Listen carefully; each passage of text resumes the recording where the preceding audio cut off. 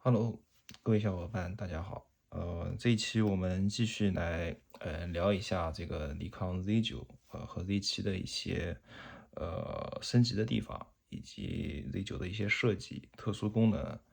还有一些初始特色菜单的一些设置。好，首先我们看一下，嗯、这个顶面的设计，来看的话，Z7跟 Z9，首先在电源开关上面设计的基本上是一样的。然后这个倾斜的角度的话，Z9稍微陡峭了一点点设计的。呃，剩下来的话，白平衡按钮是一样的，然后 ISO 基本上也是一样的，这个布局都是一样的。用惯Z7、Z6的小伙伴应该很容易就上手了。这个液晶屏大小的话，Z9明显比这个 Z7要大上一号。然后这一块的这个波轮啊，我觉得Z7的这个是这种大盘的，而 Z9 变成了后面这种半嵌入式的这个波轮。我个人还是比较喜欢 Z7的这个设计的，我觉得这种露出的面积更大嘛，拨起来手感会更好一点。当然我想也是为什么 Z9会把这个拨盘的设计变成半嵌入式，我觉得应该是给这个大面积的这个肩屏留出地方。然后我们再看一下那个左边的拨盘这部分也有了很大的改变。首先这种用户的模式 U1、U2、U3 这些东西在这上面已经没有了。然后这种 P 档、S 档、A 档、M 档在这上面也基本上看不到了。其实后面会说这几个档它会把它放在什么地方。在菜单演示的时候会给大家介绍这些档都是怎么去调的。然后我们再来看一下这个侧面，不知道这样能看清楚。侧面基本上也是一样的，耳机接口，然后麦克风，HDMI 应该都是全尺寸的吧，我没记错的话。Z7不是，这个应该是全尺寸，Z9是全尺寸的，Z7好像要小一号。然后 Type C、USB 是 Type C，这个两个是一样的，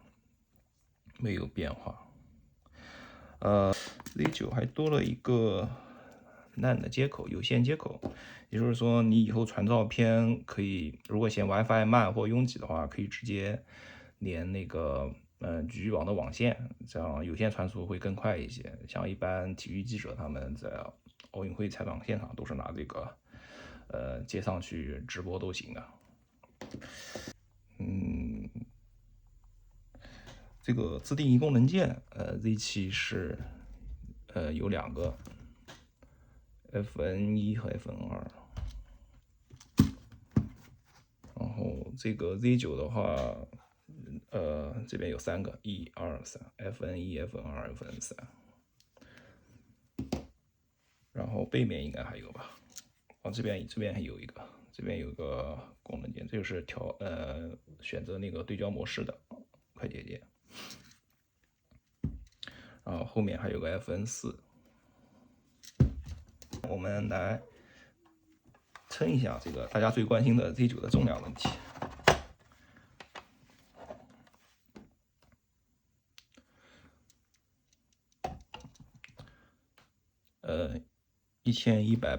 1183克，这是不装电池的重量。如果加上这个原厂电池之后，1349克。好，然后我们看一下 Z7 不装电池有多重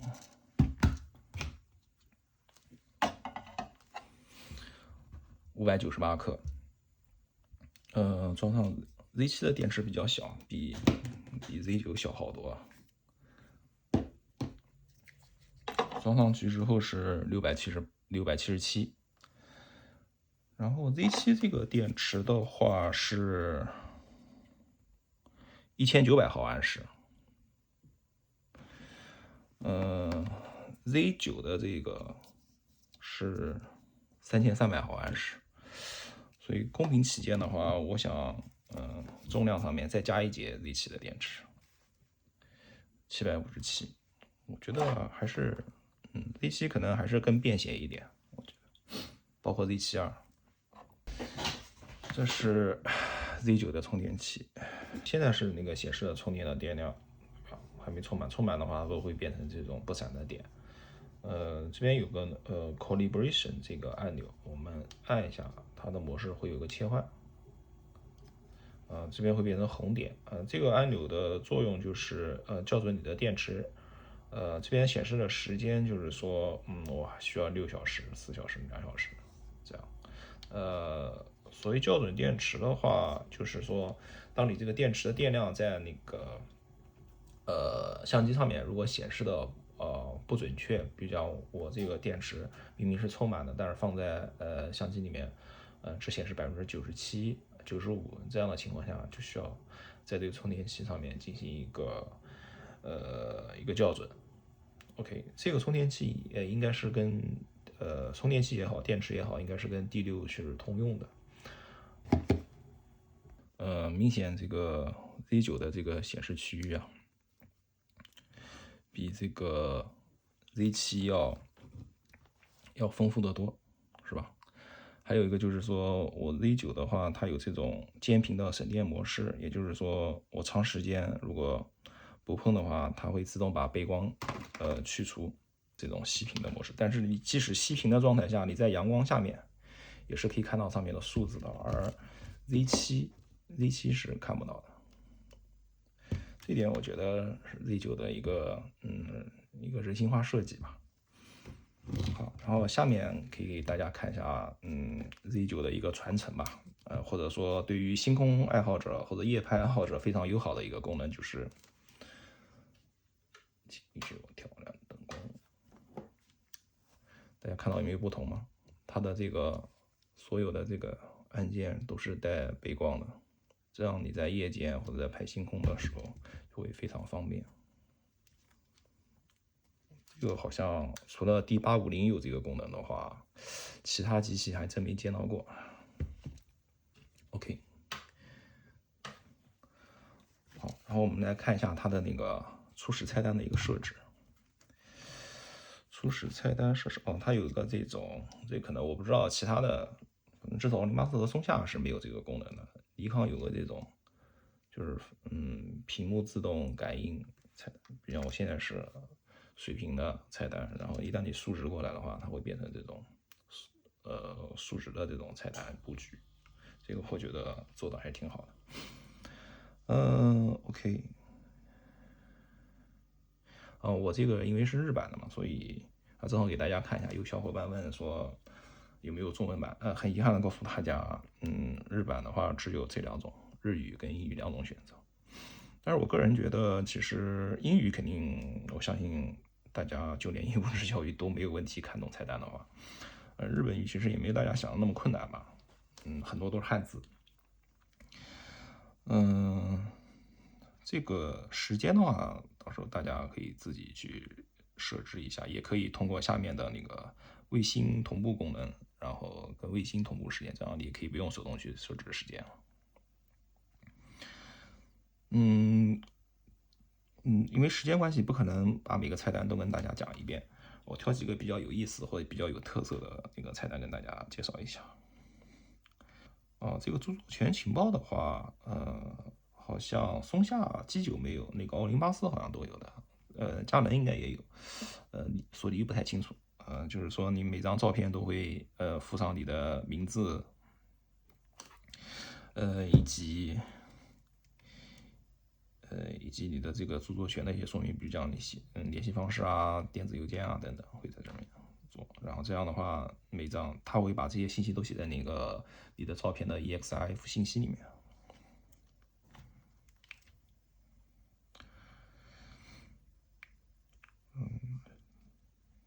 后下面的话，我们设置一下那个 GPS 功能，看看，默认的话它内藏的 GPS 功能，默认的话是 off 的状态，也就是说你拿起它直接拍照，它是不会帮你在照片里面记录你的这个位置信息的，这个你要手动去开一下。然后这个 log list，这个就是说你的一个，比如讲我今天想去记录一下我的这个行进轨迹，比如讲爬山啊，或者是扫街啊等等，它会把你的这个所有的这个位置的变化记录成 log，日志，然后这样的话，你可以在这个列表里面看到你有哪些 log，然后像那个奥林巴斯 EMEX 的话，它除了这些东西之外，它还记录了你的那个拍摄温度以及气压差等等。我觉得那个可能更丰富一点吧。如果大家有兴趣的话，我后面可以做一次这两个方块机的对比。如果大家有需要，可以在评论区或者弹幕里面告诉我。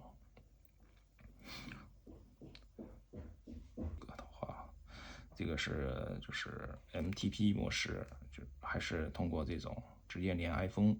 这个好像是在那个新的徕卡 M11是有这个功能的，就是直接通过那个 USB 线直接可以把你这个视频啊或者照片传到手机里面的。下面我们来看一下Z9的 ISO 感光度设定范围。首先看的是拍照的情况下 ISO 的一个范围。大家都知道，尼康一直是以这种原生 DSO 闻名的，只有尼康有那个原生的64感光度，其他的话基本上都是从100开始的原生。扩展的话，这次 Z9 提供了比64更低的感光度，有3档，一个是1/3档，就是 ISO 50，然后一直到可以再降低1档，也就是说 ISO 32。可能这几个的话，玩数码的应该我觉得是没有了，就是这么低的这个感光度，像那个R3和那个 A1 基本上扩展的话最低只能到 ISO 50，而这个能到32，我觉得是再一次领跑吧。玩胶片的朋友们应该都知道，就是以前的胶卷是有低感光度的，现在这个台是尼康胶片时代的一个曾经的旗舰机皇吧 F4，然后它这边的 ISO 是有比较低的数值的，有50啊、25啊，这个中间是有32的，你看，DSO 对于喜欢使用大光圈，比如像1.2、0.95的这样，你白天想不受光圈拍摄的话 ，DSO 就有很大的帮助。另外，对于像喜欢慢门拍摄，比如想拍这个云海啊，那个雾状的海面啊等等，DSO 都是非常非常有用的。这样的话，你可以有的情况下可以不使用 ND 滤镜的。OK， 那我们再看一下啊。看一下它的那个高感到多少吧。高感的话，原生是到25600，然后向上可以有4档的扩展，一直到102400，这个跟其他家应该我觉得旗舰机型是差不多的。OK， 然后我们现在看的是拍照的一个 ISO， 我们再去看一下视频的 ISO 范围。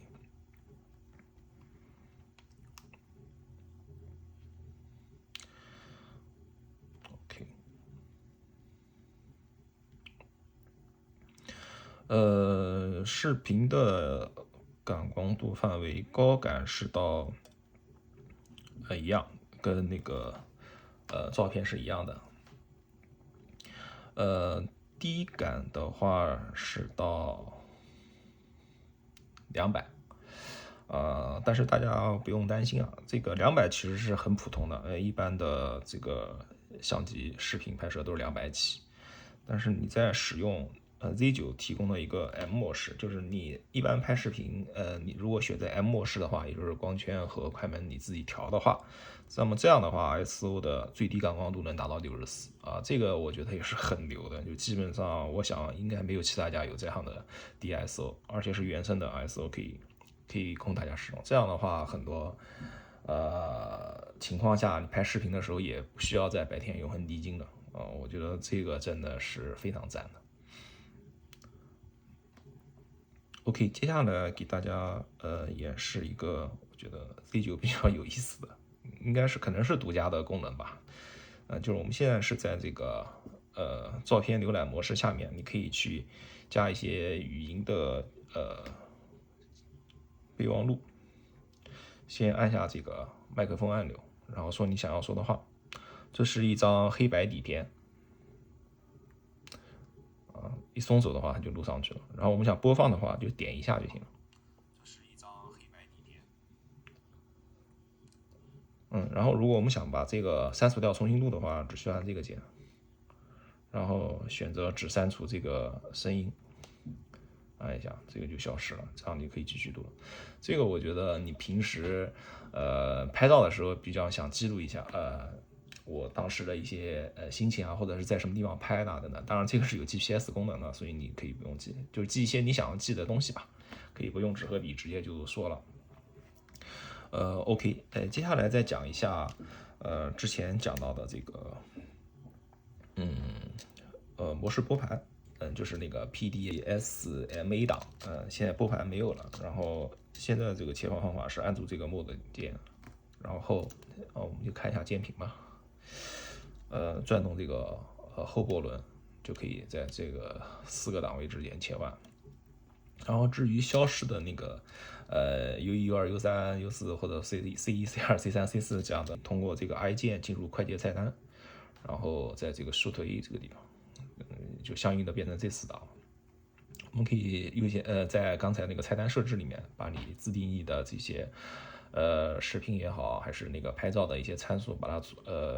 存成这个自定义档，然后你可以在这里可以快速切换。这次视频就做到这里。如果大家还有什么后续的问题和想要看的内容，请留言告诉我，谢谢。我们下次再见，拜拜。